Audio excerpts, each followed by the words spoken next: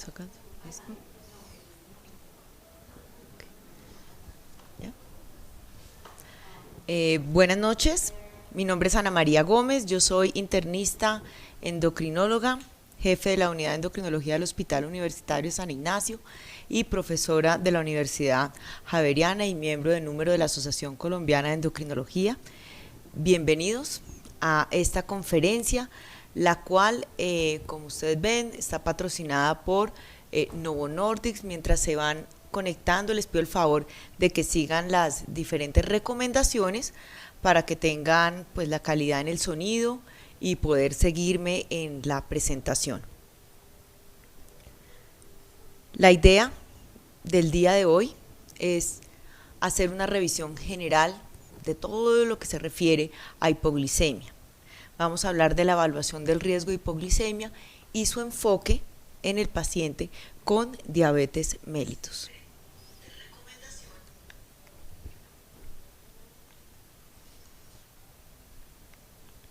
Ok, perfecto. Entonces espero que ya todos estén conectados y puedan seguirme en esta revisión. Vamos a iniciar con la definición y clasificación de la hipoglicemia. Yo creo que cuando todos hablamos del manejo de diabetes tenemos claro la importancia y la relevancia de la detección del evento adverso en sí, que es hipoglicemia. Pero para aclarar y para todos hablar en el mismo idioma, tenemos que tener claro sus definiciones y cuál es la posición de la hipoglicemia hoy en día en establecer y definir el buen control metabólico. En este momento, cuando uno habla de cuál es el control metabólico en un paciente diabético, si está o no está adecuado, se hablan de tres componentes principales, donde está la hemoglobina glicosilada, que sigue siendo supremamente importante y muy relevante, porque es lo que nos va a decir si estamos bien, si estamos mal, y expresa el ambiente de hiperglicemia. Pero para que este control y esta normoglicemia se alcance, es vital y supremamente importante que adicionalmente haya dos componentes bajo control, que es el mínimo número de eventos de hipoglicemia y la menor variabilidad glucémica posible, la cual simplemente se refiere a esas fluctuaciones de glucosa que podemos ver en pacientes diabéticos y principalmente en insulinoterapia. Solo de esta manera vamos a obtener un buen control metabólico en un equilibrio entre conceptos como son el tiempo en rango, que quiere decir que nuestro paciente esté el mayor tiempo posible entre las metas, y de esta manera mejore todos sus desenlaces, pero que en la opción de alcanzar este tiempo en rango esté expuesto al menor número de eventos de hipoglicemia posible. Así que para hablar de hipoglicemia tenemos que recordar cuál es la definición, cuáles son los puntos de corte, porque esto durante muchos años generó confusión en diferentes umbrales. Hoy en día se sabe que hipoglicemia clínicamente relevante es un valor menor a 54 miligramos por decilitro. ¿Por qué se dejó este punto? ¿Por qué es que se considera hoy en día que la hipoglicemia con desenlaces duros es este valor? Principalmente porque sabemos que bajo condiciones fisiológicas normales no es usual encontrar valores menores a este punto de corte. Así que este es uno de los factores claros en el cual este es el nivel en el cual se pone el punto de corte, y segundo, a sus asociaciones con desenlaces duros, como mortalidad, el cual se observó de los diferentes estudios clínicos controlados previos en los cuales se encontró que el nivel de riesgo o un nivel o un punto de corte que se asociaba con estos desenlaces era menor de 54. De esta manera, se consideró este punto de corte como esa hipoglicemia significativa, y el valor que nosotros utilizábamos previamente de 70, el cual sigue siendo muy relevante, se llama el valor de alerta. Es un valor que lo lleva a uno al cambio, pero sabemos que estos valores pueden ser alcanzados en individuos sanos y es muy frecuente encontrarlo en diabetes. Sin embargo, vamos a hablar más adelante de esto. Y el término de hipoglicemia severa, que no ha cambiado, que es la alteración del estado de conciencia que requiere la asistencia de un tercero, que es el desenlace más duro y fuerte por sus consecuencias adversas. De esta manera, el punto de 54, por el consenso de grupos de expertos del grupo de estudio de hipoglicemia, lo definen como el punto de corte, dado también a que por debajo del nivel de 54, o sea, niveles de glucosa por debajo de 54, se asocian ya con una respuesta completamente anormal, con ausencia de síntomas y a la presencia de sintomatología neuroglucopénica, asociación de convulsiones, desenlaces adversos como es coma, también muerte y el síndrome de muerte súbita en cama, en el cual es a partir de estos valores donde ha sido asociado y cobra importancia y relevancia.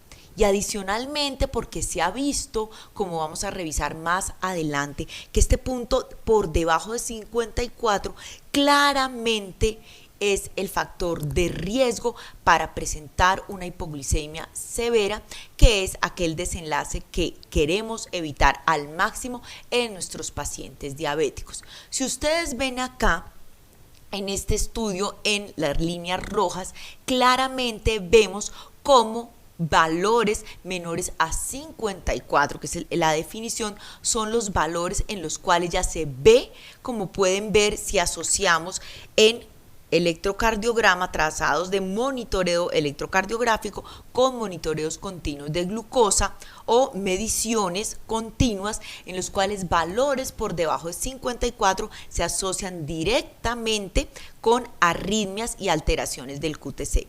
Entonces, estas han sido las razones por las cuales 54 es el punto en el cual hablamos de que es significativo por su asociación, ya sea desenlaces duros, como se ha visto en estudios clínicos controlados, generalmente también en los estudios que fueron realizados en unidad de cuidado intensivo, estudios que demuestran ausencia total, que son estudios del 95 y 94, donde ya se pierden las contrarreguladoras, y desenlaces y cambios cardiovasculares. La hipoglicemia severa sigue siendo la misma definición de siempre, como les mencionaba, la alteración del estado de conciencia, y es el desenlace adverso más fuerte de la intervención del paciente diabético. Los estudios clínicos controlados incluso nos demuestran que la frecuencia varía dependiendo si es diabético tipo 1, si es diabético tipo 2. Ustedes pueden observar, si miramos clínicos controlados en tipo 2, se habla de que un paciente diabético pueden, o sea, entre 12 a 30 eventos por 100 pacientes año. Si tomamos diabetes tipo 1, pueden ser hasta 62 eventos por 100 personas año.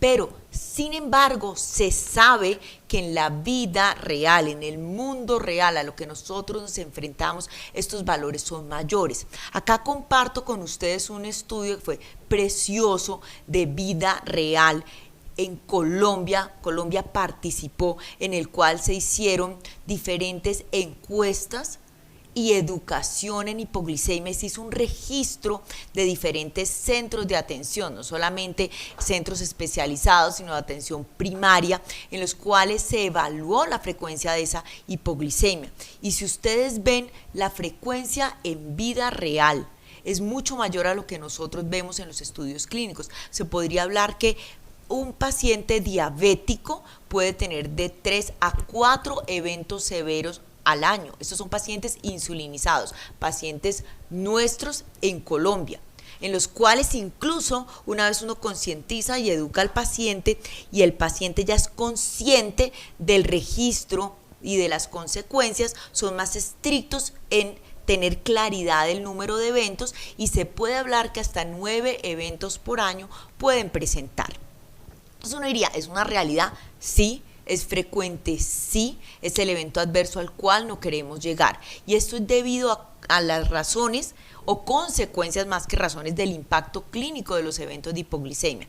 Todos sabemos que la hipoglicemia conlleva diferentes consecuencias, no solamente mortalidad, que es lo más importante, es donde me voy a centrar, pero sabemos que la hipoglicemia se asocia con depresión, ansiedad, eventos neurológicos, convulsión, puede asociarse o no cada vez más fuertemente a demencia, aumenta el número de consultas a los centros de atención, accidentes de tránsito, accidentes laborales y la inercia clínica.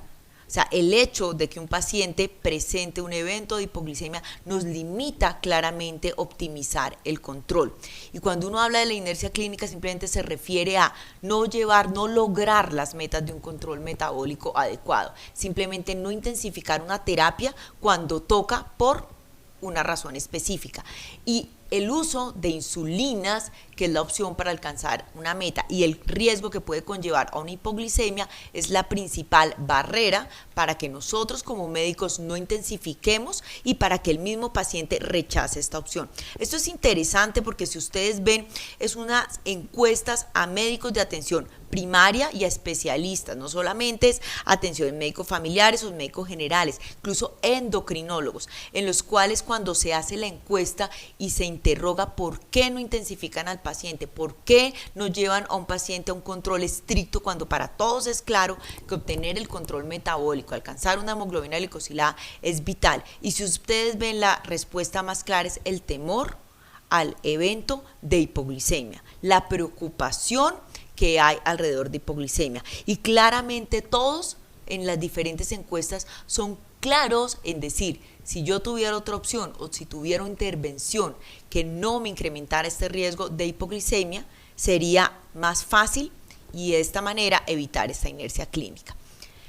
Consecuencias son múltiples, pero cuando hablamos de desenlaces duros nos centramos en la mortalidad. Diferentes estudios durante años, diferentes cohortes prospectivas nos habían demostrado que había una asociación de los eventos de hipoglicemia severas con el riesgo de muerte.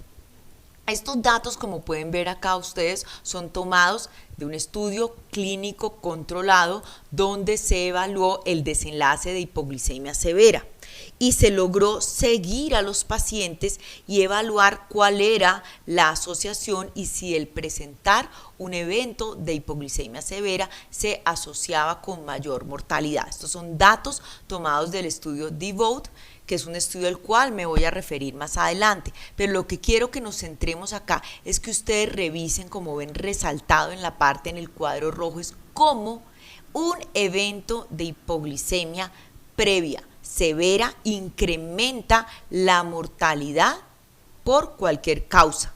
Claramente ustedes pueden comparar la mortalidad en estos pacientes posterior a un evento de hipoglicemia severa o cuando no han tenido un evento de hipoglicemia severa. Es dramático, se incrementa hasta 3 veces más.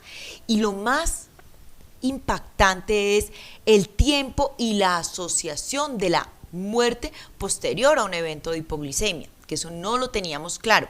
Si ustedes ven un paciente que presente un evento de hipoglicemia severa, el riesgo de muerte a las 2 semanas es 4 veces más alto que la población o sus controles que no lo han presentado. Y si ustedes ven, este riesgo persiste 90 días, 3 veces más, y puede presentarse hasta 365 días o en cualquier momento va a haber 2 veces más riesgo. O sea que hoy en día se sabe que la hipoglicemia severa es un evento adverso fuerte con desenlaces duros al cual tenemos que prevenir y evitar al máximo por los desenlaces que se presentan. De ahí a la importancia de no solamente buscar esta hipoglicemia, sino decir, bueno, ¿en quién? Voy a buscarlo en toda la población. ¿Alguien tiene algún riesgo mayor o no? Y eso es lo importante, cómo enfocar y evaluar a los diferentes pacientes. ¿Cuáles son las poblaciones que tienen mayor riesgo de presentar hipoglicemia severa? Tradicionalmente se ha hablado que el paciente que utiliza insulina, que el paciente que utiliza sulfonilurias, que el paciente que omite la ingesta de comidas, que si la actividad física, que el ser anciano. Sí, hay múltiples factores de riesgo en los cuales se ha hablado claramente de que el tener ciertas características son las principales causas. Tradicionalmente se ha hablado que los factores clínicos más fuertemente asociados a presentar hipoglicemias recurrentes son el tener una ausencia total a la hipoglicemia, una pérdida completa de aquellos síntomas, los cuales, si volvemos a la definición, el punto de corte en el cual empieza este riesgo son eventos menores de 54, el tener antecedentes previos de cualquier valor, el tener un evento de hipoglicemia severa previa, si es mayor de 65 años, el tiempo de duración. Entonces son varias características, pero miren lo interesante. Cuando uno trata de agrupar, y mira realmente de todas esas 15 características, 20 características, y uno dice realmente qué se asocia y qué es factor de riesgo, pueden ver cómo cuando se ve como en estos estudios, que es un estudio de cohorte en el cual evaluaron una población diabética tipo 2 y miraron cuáles eran las características que se asociaban, podamos ver cómo el tener previamente un evento no severo, un evento, y en este estudio son registros menores de 70, más de un evento incrementa el riesgo 4 veces más, versus aquellos pacientes que no tienen ningún evento. El ser mayor de 65 años, 40% más riesgo. El mal control metabólico, todo lo contrario de lo que años atrás se hablaba que era la hemoglobina glicosilada, no, el mal control metabólico. Si uno compara la población que tiene una hemoglobina cerca al 9%, menor del 9%, esos son los factores de riesgo, a diferencia de la duración de diabetes, que durante mucho tiempo se pensó, no encontraron ninguna asociación. Se diría que clínicamente los factores más fuertes son eventos previos de hipoglicemia, la edad de mayor de 65 años y el mal control metabólico. ¿Por qué la edad de mayores de 65 años? Y no voy a hablar de eso, todos sabemos la respuesta reducida de hormonas contrarreguladoras que presenta esta población, que lo favorece y le incrementa el riesgo. Miren lo interesante, esto es diabetes tipo 2 y ahora miremos acá diabetes tipo 1. Cuando miramos cuáles son los factores de riesgo en el paciente diabético tipo 1, el tener previamente un evento menor a 54. Si un paciente diabético tipo 1 registra un valor de una glucosa, estos son pacientes con múltiples dosis diabéticos tipo 1, menor a 54, tiene un riesgo 3 veces más alto de hacer hipoglicemia severa en los 3 meses siguientes, e incluso un valor menor a 70 confiere igualmente el riesgo. Son los factores más claros. De nuevo, evitar la hipoglicemia, el registro es vital, porque esto es lo que nos lleva a estos diferentes desenlaces adversos.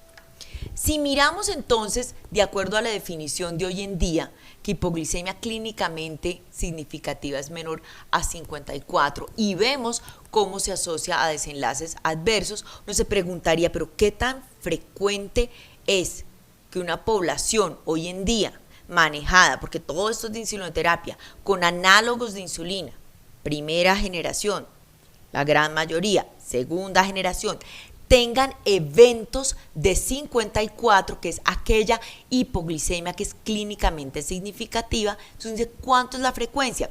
Y aquí quiero compartirles, es muy interesante, esto es un análisis de estudios nuestro de una cohorte, nuestra retrospectiva de 350 pacientes diabéticos, 21% diabéticos tipo 1, 79% diabéticos tipo 2, que por indicación de hipoglicemia en valores de alerta fueron todos llevados a monitoreo continuo de glucosa retrospectiva y nos permitió evaluar realmente la frecuencia de eventos menores a 54. Y si ustedes ven, es igual de impactante, en el cual ustedes pueden ver la tasa de eventos en pacientes diabéticos tipo 2 es 0.22 por día, y si miramos un diabético tipo 1 es casi 2 eventos por día. Y cuando yo hablo con monitoreo continuo menor a 54 es que están expuestos más de 20 minutos por debajo de 54. Realmente, si ustedes miran, el 50% de los pacientes van a tener al menos con insulina un evento menor a 54. O sea que esto es muy frecuente y es lo que tenemos que prevenir y detener al máximo. Entonces uno diría, ok, el 50% de nuestra población puede tener hipoglicemia, insulinizados. Entonces, ¿cuáles son los factores de riesgo para presentar hipoglicemia clínicamente significativa? Aquí hay que hacer un switch. Yo les había presentado cómo los estudios sin tecnología que evaluaban variables clínicas nos decían, listo, los factores de riesgo son tener más de 65 años, tener un evento previo, o sea, tener cosas. Pero si nosotros evaluamos hoy en día con los avances y todo lo que nos permite la tecnología y buscando el desenlace claro que es la hipoglicemia clínicamente significativa, podemos tener un conocimiento más amplio de qué es lo que está pasando con la población que recibe insulinoterapia y cuáles son los factores que cobran peso para que presenten este desenlace adverso.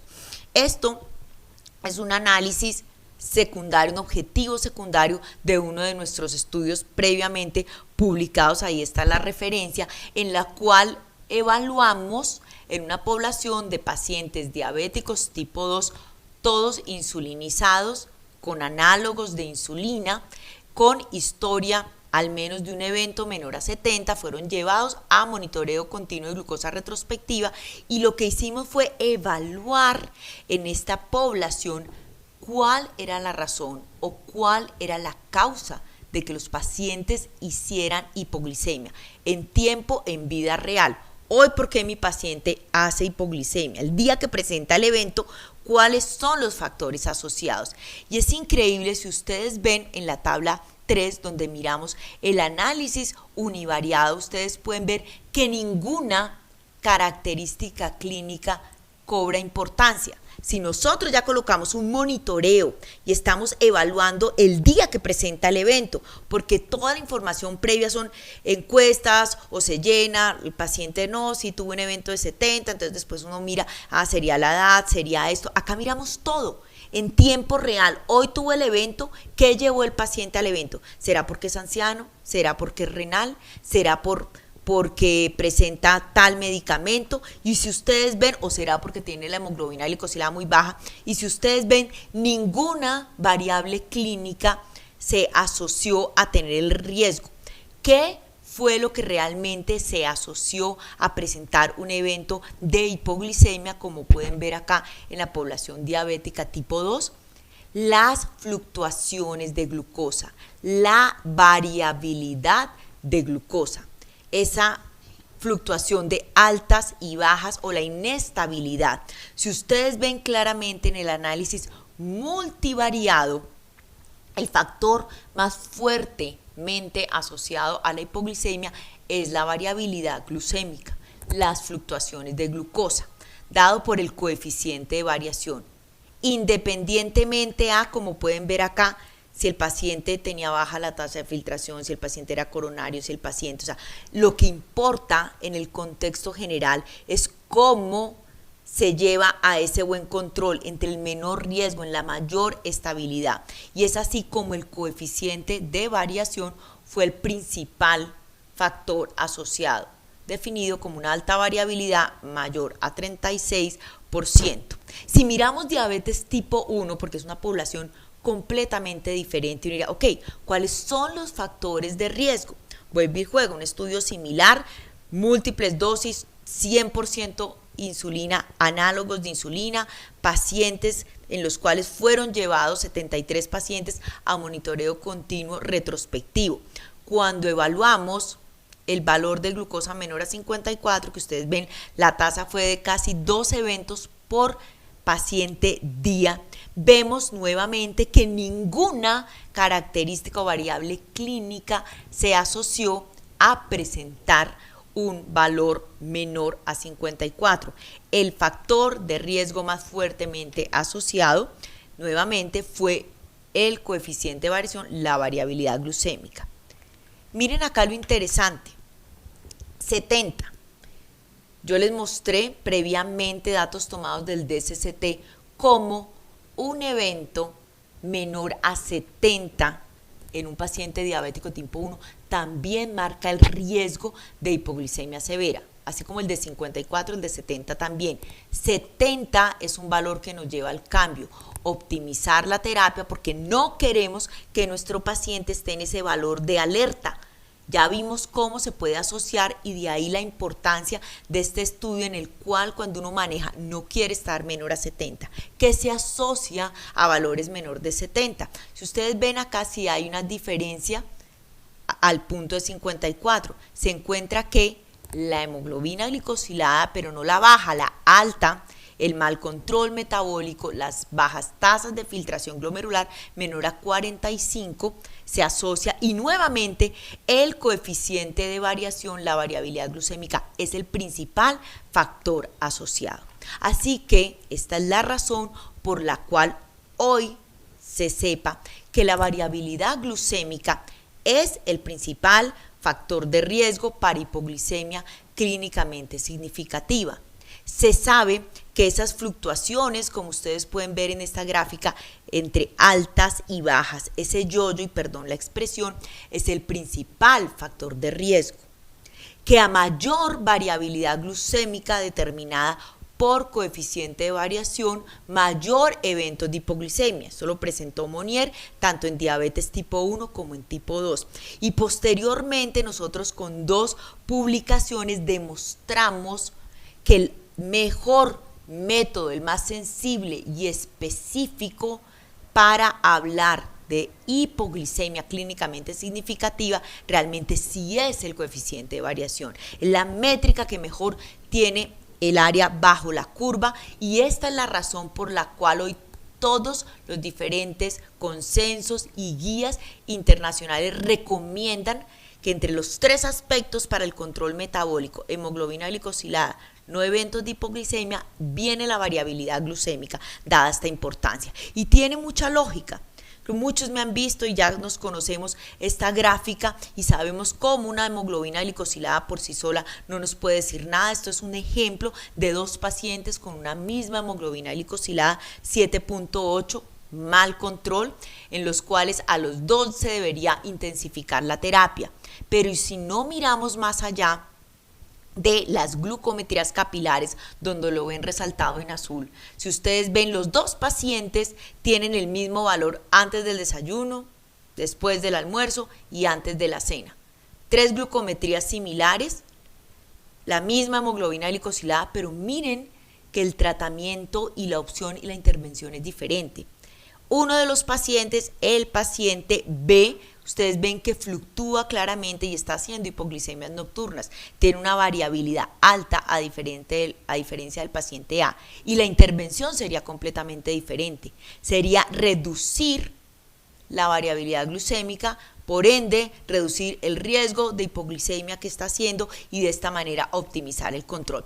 Y esto es básico y hoy es concepto claro para el manejo del paciente diabético. Entonces, si uno entiende, ok, la hipoglicemia tiene sus consecuencias adversas, sabemos que no queremos valores menores a 54, sabemos que el 54 nos lleva a perder la percepción de los síntomas en nuestros pacientes y que la ausencia de los síntomas lleva a hipoglicemia severa y la hipoglicemia severa se asocia a mortalidad. ¿Cómo la vamos a buscar? ¿Cómo la vamos a detectar? ¿Qué herramientas hay? ¿Es solo la glucometría? ¿Es solo monitoreo continuo? ¿Es el interrogatorio con el paciente? O sea, ¿cómo nos acercamos y cómo evaluamos la variabilidad glucémica? Y en esto cobra muchísima importancia, por eso empiezo acá con este muñeco que está con signos de interrogación en que decimos, ¿qué hacemos? O sea, ¿cómo enfocamos a un paciente? ¿Cómo le buscamos una hipoglicemia sintomática?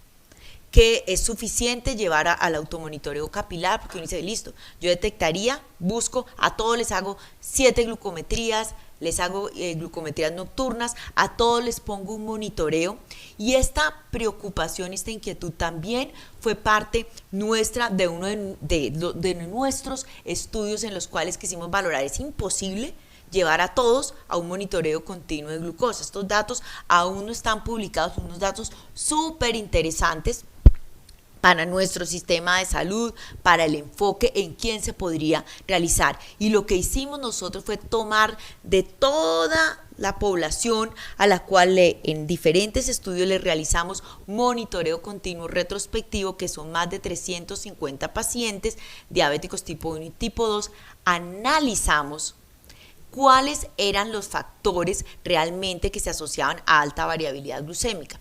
Yo ya les había mostrado cómo cuando uno estudia cuál es la causa de hacer hipoglicemias menores a 54, variabilidad glucémica.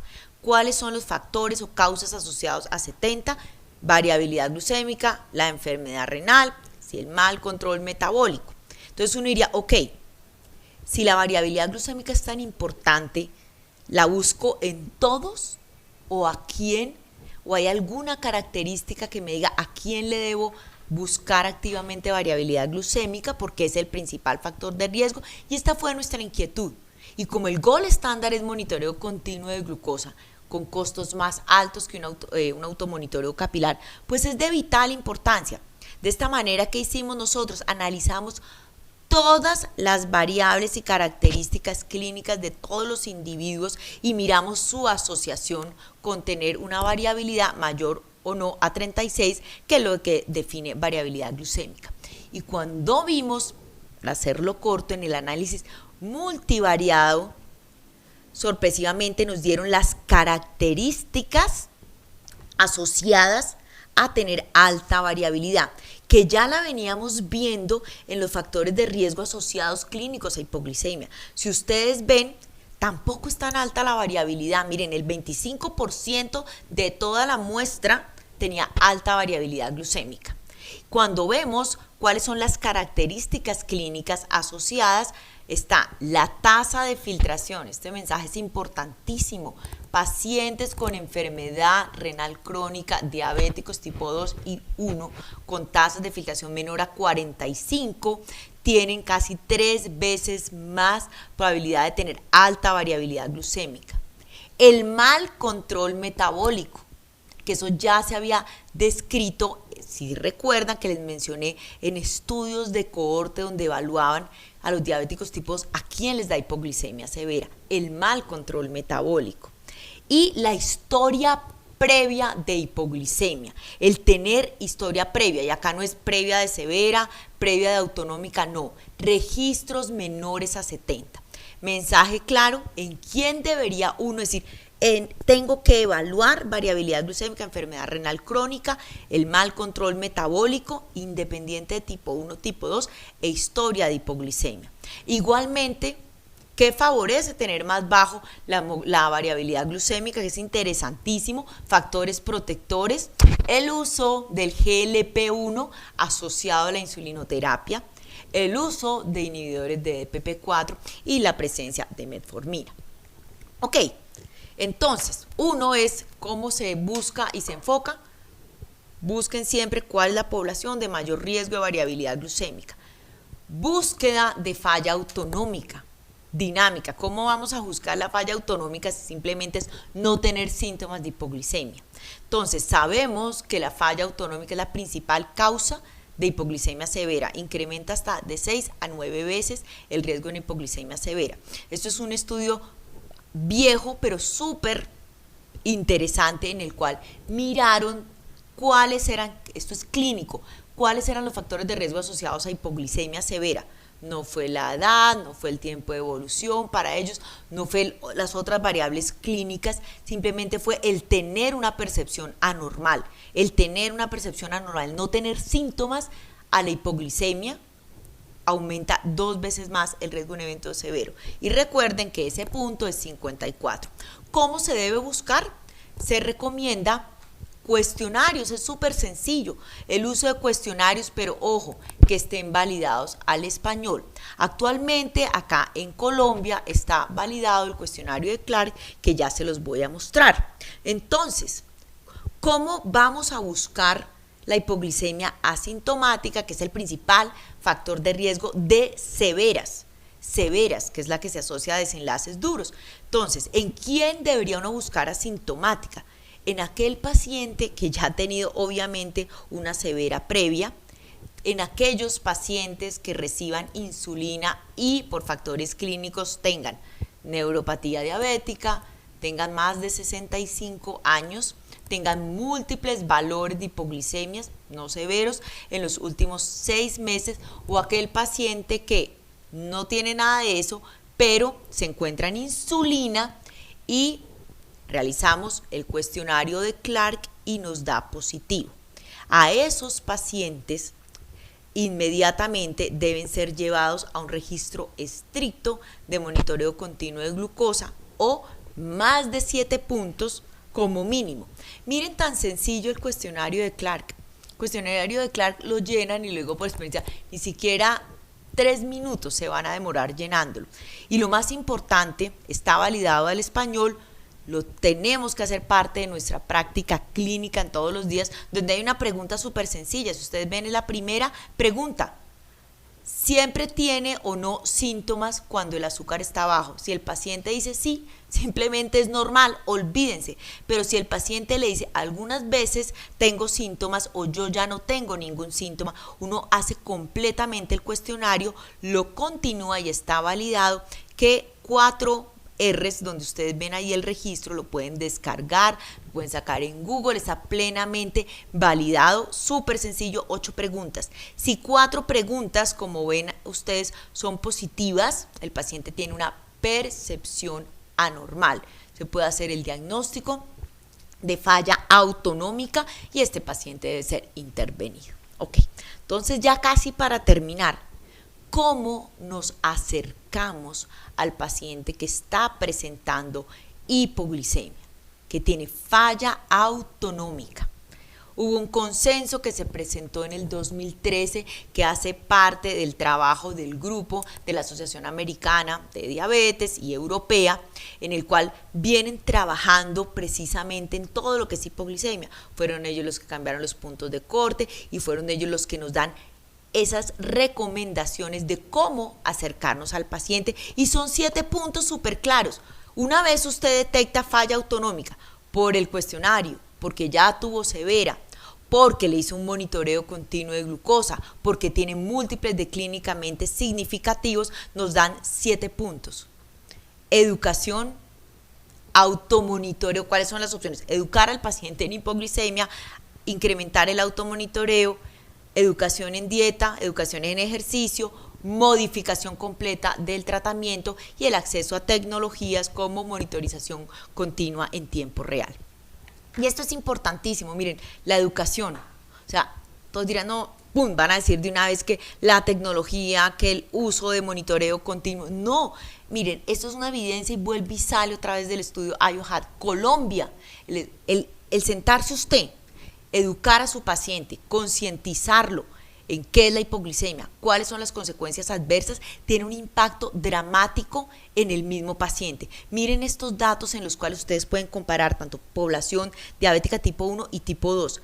Previamente a la educación en diabetes, la frecuencia de eventos nocturnos, 29 eventos nocturnos de hipoglicemia en pacientes diabéticos tipo 1 por año.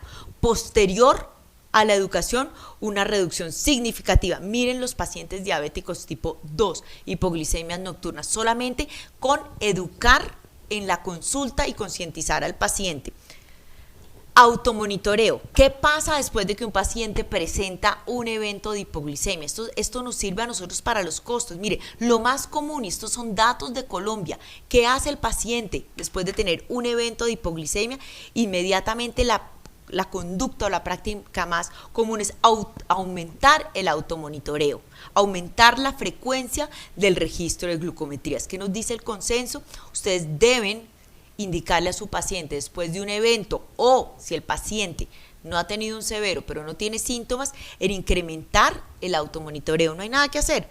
7, 8 veces al día. Tiene que hacerse antes, después de la comida, 10, 12, 3 y 5 de la mañana, si es con automonitoreo, porque es la única forma de buscar en qué momento está presentando eso. Adicionalmente, ¿de la mano de qué? De la educación.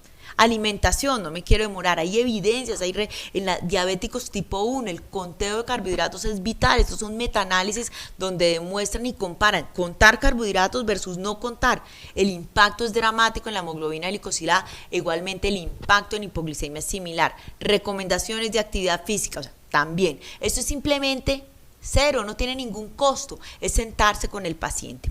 Y lo más importante, esto cuando uno mira hipoglicemia, ya hace la búsqueda de cuáles son los consensos. Esto es lo más reciente que hay, diciembre del 2018, un grupo de recomendaciones de expertos en la detección y manejo de hipoglicemia, falla autonómica. Ellos dicen lo mismo, los 7 puntos que yo les menciono, y les resalto acá el cambio inmediato a la intervención.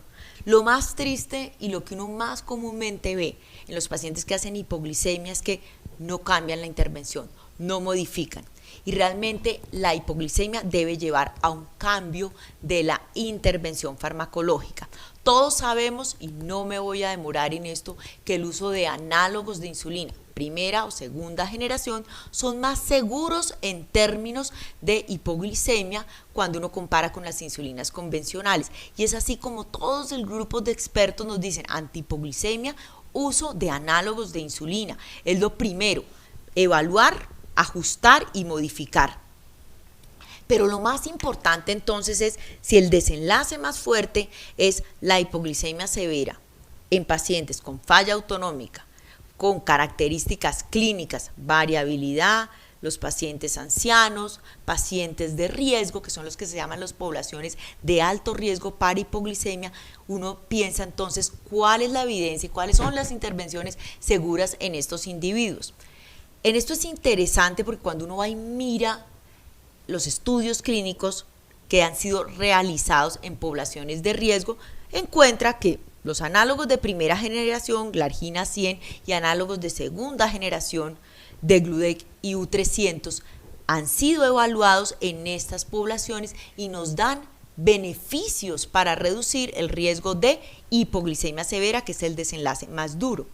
Si nosotros vemos cuáles han sido los beneficios fuera de todo lo que yo les menciono, aumenta el automonitoreo, educación, ajuste de todo, la intervención farmacológica, cuál es el beneficio que presenta. Y esto es de vital importancia. Este es el estudio SWISH, población diabética tipo 2, en la cual se compara insulinas análogos de primera generación versus Degludec segunda generación, en la cual lo que miran es cuál es el beneficio en términos de seguridad en pacientes que vienen haciendo hipoglicemias severas, falla autonómica, que es lo que venimos hablando, ancianos nuevamente, o pacientes con enfermedad cardiovascular o pacientes renales, que son los pacientes que normalmente solían sacar de los estudios por comités de ética, que son realmente la población de mayor riesgo de hipoglicemia severa.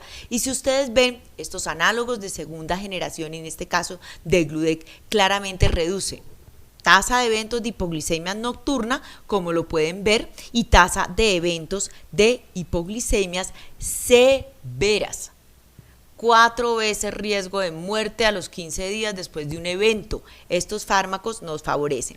Devote, nuevamente, ¿cuál es la evidencia en otro tipo de población tan fuerte? Cardiovasculares, seguridad cardiovascular, pacientes que han tenido eventos coronarios o múltiples factores de riesgo, que nuevamente son poblaciones con muchísimo riesgo de hipoglicemia severa, en las cuales fue la evidencia de mostrar que el evento se asocia a mortalidad total y que son tempranamente en los 15 primeros días y puede persistir hasta 365 días. Nuevamente, si ustedes ven 53% menos riesgo de hipoglicemia severa, en el cual el estudio Conclude es un estudio en los cuales se comparan insulinas de segunda generación análogos como es U300 y Degludec en una población de muy alto riesgo, que es lo importante acá, igual que los estudios SWISH, poblaciones que o vienen con severas o vienen con falla autonómica, o pacientes que ya son de mayor edad, o pacientes que tienen algún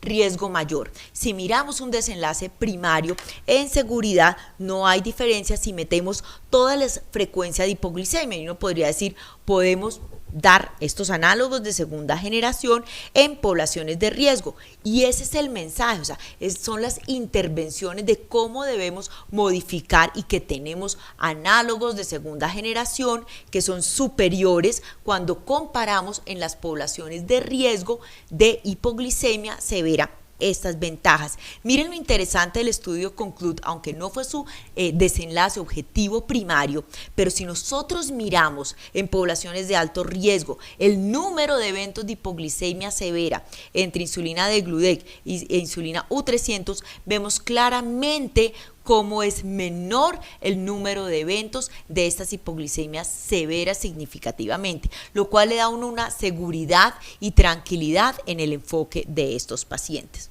Y para terminar, si ya hablamos, ok, hay múltiples estudios, 4 estudios con desenlaces en hipoglicemias severas en poblaciones diabéticas tipo 2 que nos demuestran cómo logramos reducir entre un 40 a un 60% estos eventos con estos análogos. Pues eso es lo que el mensaje claro es: llevar al cambio, o sea, no quedarnos en esa inercia de que el paciente hace una hipoglicemia y no modificamos la terapia.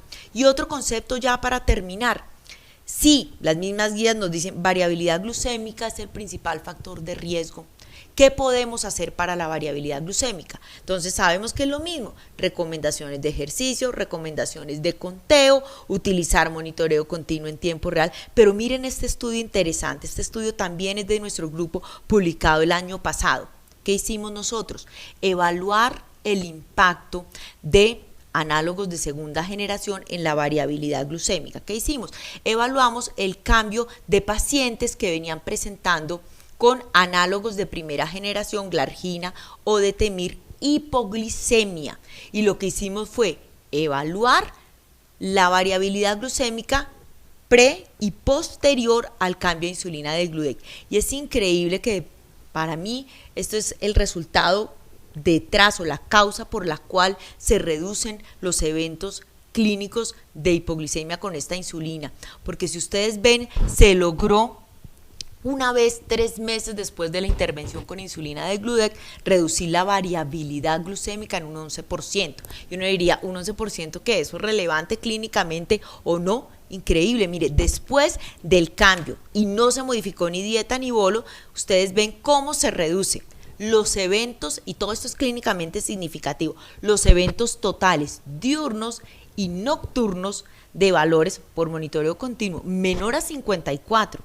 Es increíble. Ustedes pueden ver el número de episodios de un 53 eventos, se redujo la mitad, del 50%. Y si miran, increíble, hipoglicemias nocturnas, donde son los desenlaces adversos más duros, igualmente se logra reducir más del 50%, ¿ok?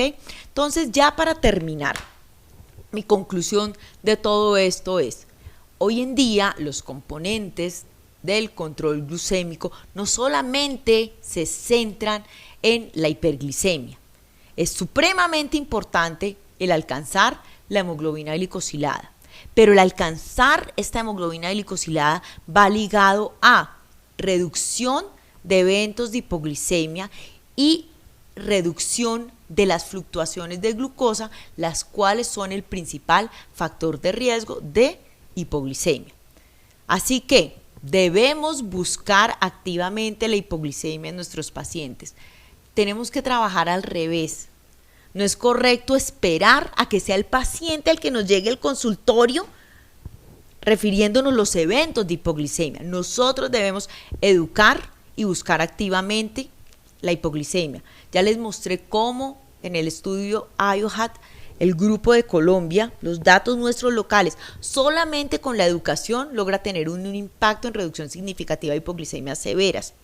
Y el mensaje más fuerte es, por Dios, modificar el tratamiento una vez se documente hipoglicemia clínicamente significativa, falla autonómica o lastimosamente eventos de hipoglicemia dura o severa, dado a que esto tiene desenlaces completamente adversos. Muchísimas gracias. Con esto doy por terminada la presentación. Abro la sesión de preguntas. Ustedes saben que por medio de la página, el chat, yo me estoy acá organizando, puedo recibir las preguntas. Voy a leerlas. Son múltiples preguntas, lastimosamente. ¿Cuánto tiempo tenemos? Bueno, Natalia, para las las diferentes preguntas. Bueno, Julio Díaz Medina, bueno, buenas noches. El doctor Julio Díaz Medina me hace una pregunta muy buena, gracias, que si el valor de 54 es sangre venosa o capilar. El punto de 54 es venosa, incluso el consenso recomienda que si uno quisiera ser más estricto, tomar un punto de corte de 50 para la capilar e incluso para el registro intersticial. Pero en consenso o en forma práctica, o como se están diseñando los estudios y como pueden ver todo lo que nosotros hemos publicado, se toma el punto de corte 54. Pero es una pregunta excelente, y si uno quisiera sería 50 igualmente, porque el consenso recomienda que uno pueda utilizar 50 en capilar. Si continuamos acá, José Martínez, ¿la triada de Whipple sigue vigente o solo la cifra de 54? Están buenísimas las preguntas. La triada de Whipple, claro que sigue vigente, pero para el diagnóstico de hipoglicemia en población no diabética. Los que nos estén escuchando, es el diagnóstico de hipoglicemia en población general, es netamente clínico, que es esa triada de Whipple de los síntomas clásicos autonómicos que se recuperan con la ingesta de carbohidratos, sigue siendo vigente.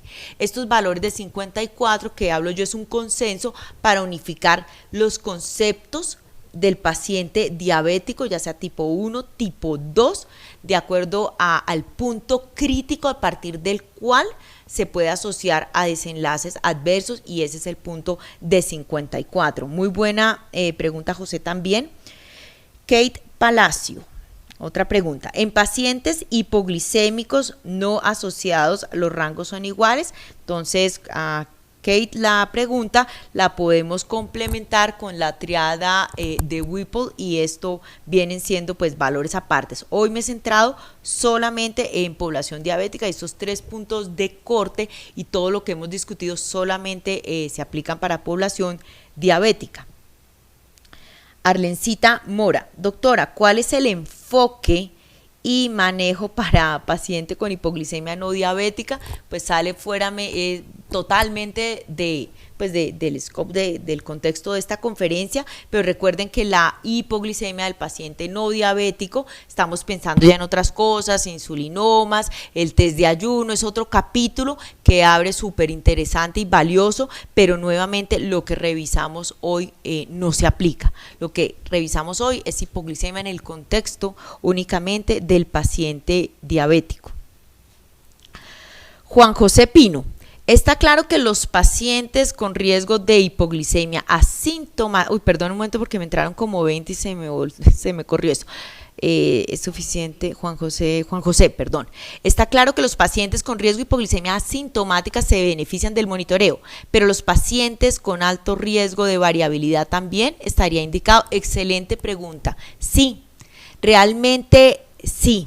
Y yo creo que esa pregunta que va a ser parte de la actualización de nuestras guías en tecnología, porque no hay claridad. Si ustedes recuerdan, las guías nacionales del ministerio, en la cual tuve la oportunidad de encabezar, la indicación del monitoreo quedó muy abierto y muy inespecífica, porque pues no había evidencia. Entonces, esta pregunta es vital y diríamos, ok, ¿monitoreo va para todo el mundo? ¿A quién le hacemos monitoreo? Entonces, realmente esa fue una de las preguntas de nuestro estudio, y una de las indicaciones de realizar monitoreo es aquellos pacientes, ya podemos decir que claramente tengan características, porque ya lo demostramos en nuestro estudio, de alta variabilidad, y vuelve y juega aquel paciente que tiene un cuestionario de Clark positivo, aquel paciente que ha tenido una hipoglicemia previa también. Sus pacientes deberían obligatoriamente realizar monitoreo continuo.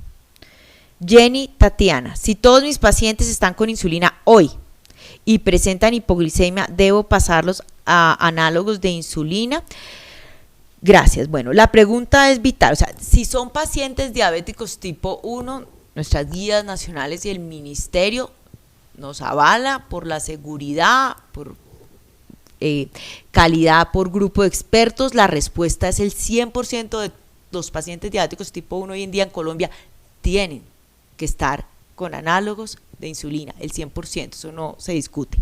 Diabéticos tipo 2, depende, o sea, ahí empieza uno a decir, listo, es el grupo, es un paciente que tiene riesgo de presentar hipoglicemia. Si es un paciente que entra en ese grupo de población de riesgo de hipoglicemia, 100% tienen que estar con análogos.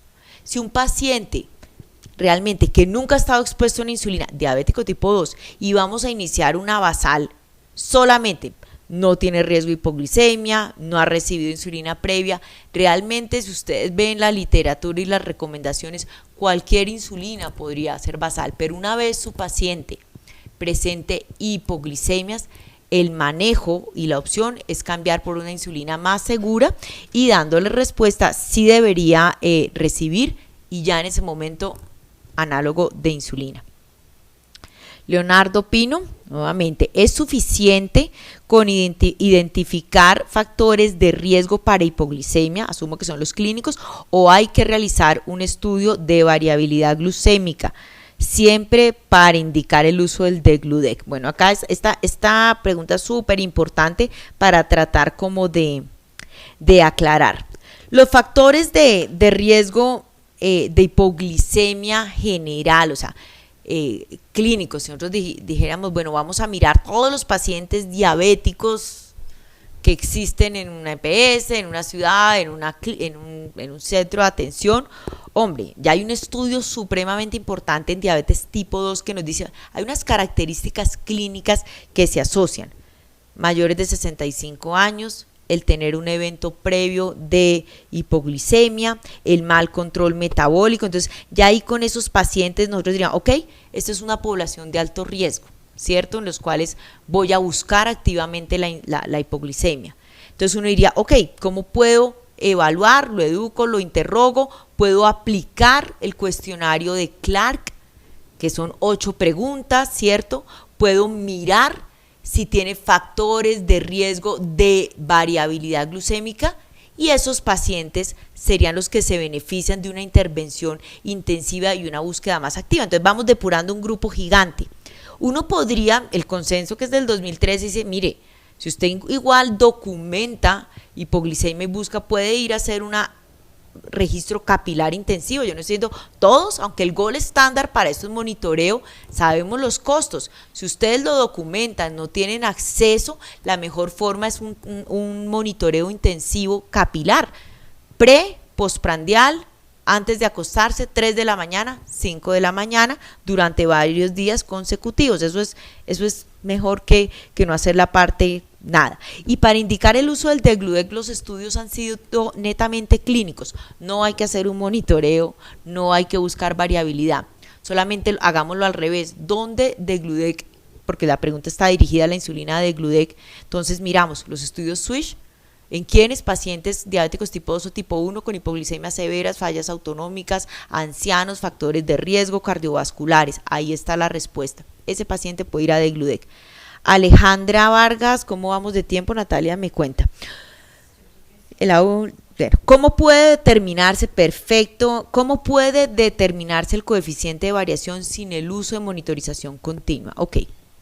Todos los estudios, el punto viene claro acá, de variabilidad glucémica que determinan el coeficiente como punto de corte han sido con monitoreo continuo, pero lo tengo claro, pues eso va a subir los costos. Vuelve y juega, entonces sí, hagámoslo a lo criollo y local. ¿Qué le recomendaría yo? El mayor número de glucometrías capilares posibles, 10 al día, como lo dice el consenso. ¿Y cómo se obtiene el coeficiente? Es simplemente, tendría uno que tener el registro de esas glucometrías del software del dispositivo y sacar el promedio y la desviación estándar. Y es un cálculo de desviación estándar sobre el promedio por 100, o sea, es un cálculo matemático, pero se los pongo más fácil. Usted puede entrar a Google y dice cálculo de coeficiente de variación, ya está así, y le dicen la columna para meter las glucometrías y se lo calcula. Lo digo porque lo he hecho y lo he evaluado para hacer y se puede hacer de esa manera. Hay una pregunta, Abelardo Ramírez, si un paciente sintomático, eso es interesante, un paciente que tenga síntomas claros, me pregunta él de hipoglicemia, pero sus valores están en 80, o sea, en valores normales se puede considerar hipoglicemia. Si ustedes recuerdan, este era el término de pseudohipoglicemia.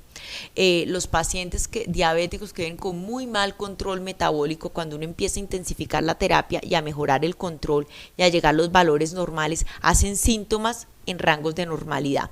No es hipoglicemia, el paciente se va a sentir muy mal, y esa es una de las causas que no se deja optimizar el control, pero no es hipoglicemia. Hay que explicarle al paciente y poco a poco, permitiendo cada vez ese control. Acuérdense que hoy en día la hipoglicemia se define con 54 porque es el punto bioquímico o valor en el cual se asocia a bloquear las respuestas contrarreguladoras, desenlaces cardiovasculares cuando evaluamos, o tener un impacto mayor. O sea que 80 no, incluso ni 70, es de 54 para abajo.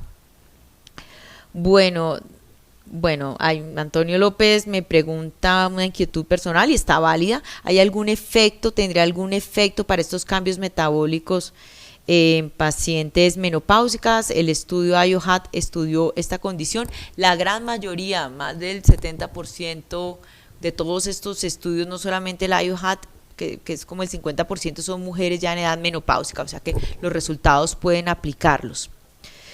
Esta pregunta, sé que estoy corta de tiempo, pero es válida, la hace César David López. En caso de que un paciente presente una hipoglicemia severa nocturna y requiere una atención de un tercero, o sea, severa, ¿es prudente suspender la insulina basal?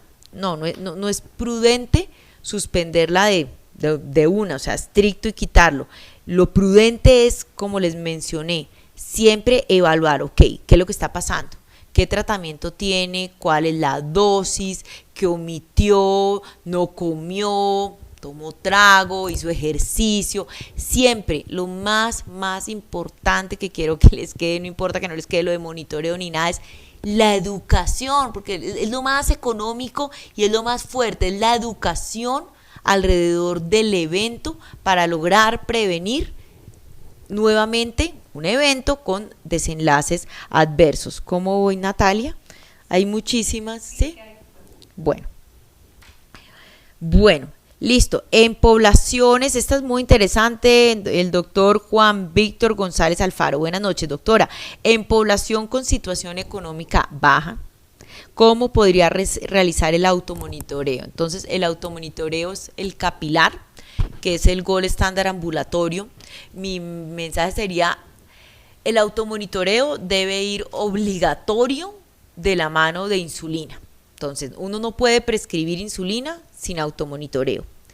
Y de esta manera, uno lo que puede hacer para hacer la forma más congruente o costo efectiva depende del esquema que esté realizando. Entonces, yo les diría, lo más, mejor dicho, limitado o congruente es si el paciente tiene insulina basal, una sola dosis de insulina, mínimo una glucometría diaria en ayunas, y hacer ustedes hasta que se ajuste como una búsqueda dinámica en el día, un día registra en otro momento, con glucometría para irlo así ajustando.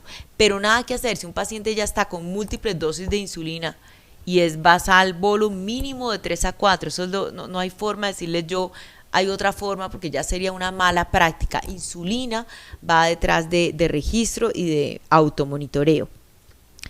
Fernando Gómez Giraldo, aplicar el coeficiente de variabilidad, y me pone la fórmula así: cuando se quiere ver el riesgo de hipoglicemia, perfecto, se debería aplicar a registros en ayunas, a otros registros durante el día.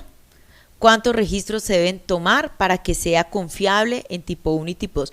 Esta pregunta está súper interesante, no hablé de eso, pero es bueno. Resulta que la variabilidad, el coeficiente de variación en el estudio, ¿está temblando? Perdón un momento que acá se me movió acá. ¿Sí está temblando? ¿Sí? No. Perdón, es que acá se nos movió todo lo que es la mesa. Entonces, bueno, el coeficiente de variación, esa pregunta es súper interesante. Si ustedes registran las glucosas en ayunas, acuérdense que el Devote lo utilizó y hizo esa medición. Todos los días los registros de la glucometría en ayunas, y no tienen que ser ni siquiera todos los días de los 30 días. Usted cita al paciente y mire los de la semana previa. Y si hacen el cálculo, vuelve, como yo les decía, las glucometrías y calculan la desviación estándar, pueden sacar el coeficiente. Y eso es muy valioso porque el coeficiente de variación alto en ayunas se ha asociado con mortalidad a largo plazo, y esto fue un estudio, no recuerdo si es el Devote 2 o 3, que hicieron el análisis de esa variabilidad. Así que realmente sí se puede utilizar si nosotros queremos ver la asociación, y no solamente para hablar de mortalidad, para esta pregunta que hace Fernando, que es súper interesante. Se asocia con hipoglicemia nocturna. Entonces, no solamente si nosotros, que es muy valioso, medimos, y eso es con una glucometría, y con 3 se puede hacer, o sea, en ayunas, medimos el coeficiente de variación de ayunas, podemos saber el riesgo que pueda tener una población de mortalidad a largo plazo, y el riesgo si está alto, y alto es 34, 36, 28, a partir de 28 en ayunas, de hipoglicemia nocturna. Así que es una pregunta supremamente interesante que refuerza todo lo que los otros me han preguntado. ¿Qué podemos hacer con limitación de costos para hacer un monitoreo? Hagan las glucometrías. ¿Con cuántas glucometrías? Depende de lo que se quiera mirar, pero cualquier valor, el todo es esa búsqueda activa. En diabéticos tipo 1 son como 7 puntos, y en diabéticos tipo 1, que pues todos sabemos que la frecuencia de los diabéticos tipo 1 es más bajo, sí valdría la pena hacer el esfuerzo y valorarlos con monitoreo continuo de glucosa. Es lo que más se recomienda. Y ya como para terminar, de las últimas me dicen, bueno, el automonitoreo, los horarios, vuelve y juega, depende si es una sola dosis de insulina en tipo 2 es en ayunas, si son múltiples dosis previas a las comidas, va viniendo el agente, dependiendo pues el agente no, sino la intervención, se hace en conteo, el pre, el post, es muy variable. Hay una pregunta, yo creería que ya la última por tiempo, pero bueno, interesante. Kevin David Zapata me dice, en pacientes diabéticos tipo 2 con factores de riesgo claros que requiera inicio de terapia con insulina, ¿usted recomendaría iniciar insulina de Gludec? Entonces, cuando tenemos un paciente diabético tipo 2 que nunca ha estado expuesto a insulina, que es lo que se llama en la literatura naif, que ustedes van a escoger la primera insulina. Yo les digo, usen la insulina que quieran, basal, la que quieran, porque es una población que no tiene riesgo alto de hipoglicemia. Pongan la insulina que quieran. A diferencia de si ya tenemos pacientes, por ejemplo, con factores claros que yo se los mostré en el dibujito, ancianos, hipoglicemias severas, pacientes con fallas autonómicas, renales, cardiovasculares, sí cambiaría, porque lo inicia a beneficios con insulina de Gludec. ¿Por qué? Pues por los estudios clínicos controlados que vienen, o sea, utilizaría no análogos de primera generación. Entonces yo creo que esa es una pregunta muy válida, más que precisa. Hay múltiples preguntas, lastimosamente no tenemos más tiempo, igual las tengo acá, de pronto por medio de la base les damos respuesta o por la página. Bueno, pues les agradezco a todos el tener ese tiempo, compartir y escucharme.